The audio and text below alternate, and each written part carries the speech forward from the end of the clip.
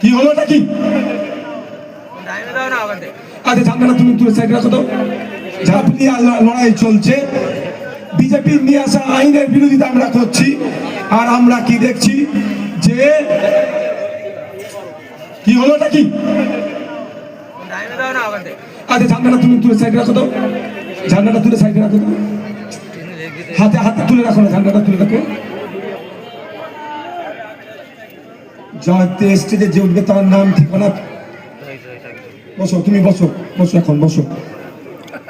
তা বন্ধুগণ, আমাদের ঐক্যবদ্ধ হতে হবে। বিজেপির বিরুদ্ধে লড়াই চলবে তো নাকি? বিজেপির বিরুদ্ধে লড়াই করতে কারা হাত তুলে দেখান? কারা বিজেপির বিরুদ্ধে লড়াই করতে চান? বিজেপির বিরুদ্ধে লড়াই হবে তো? আর বিজেপিকে বাংলায় যে জায়গা করে দিয়েছে সেই তৃণমূলের বিরুদ্ধে লড়াই হবে তো নাকি? বিজেপি বাংলায় জায়গা পেত না, বিজেপিকে বাংলায় জায়গা কে করেছে? তৃণমূল করেছে।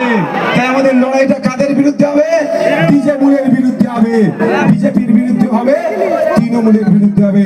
যেই বিজেপি মানুষকে ধর্মীয় পরিচয় থাকার কারণে, ধর্মীয় পরিচয় থাকার কারণে তাদের উপর আক্রমণ করছে, যেই বিজেপি ধর্মীয় পরিচয় থাকার কারণে খুন করে দিচ্ছে, দলিত হতে হওয়ার জন্য, আদিবাসী হওয়ার জন্য প্রাণে মেরে দিচ্ছে, মুসলিম হওয়ার জন্য প্রাণে মেরে দিচ্ছে, সেই বর্বর বিজেপি, জ্যোতিবাবুর ভাষায় বর্বর বিজেপিকে বাংলায় মমতা ব্যানার্জি ডেকে নিয়ে এসেছে।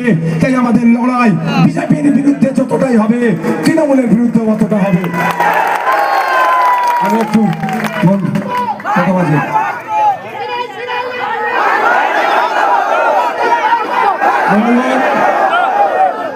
বন্ধুগণ, সময় স্বল্প, তাড়াহুড়ো করে বক্তব্য দিতে হচ্ছে, কিছু করার নেই। আসার পথে দুটো প্রশ্ন সম্মুখীন হয়েছি, সেটাও আমি কিন্তু খুলে বলবো।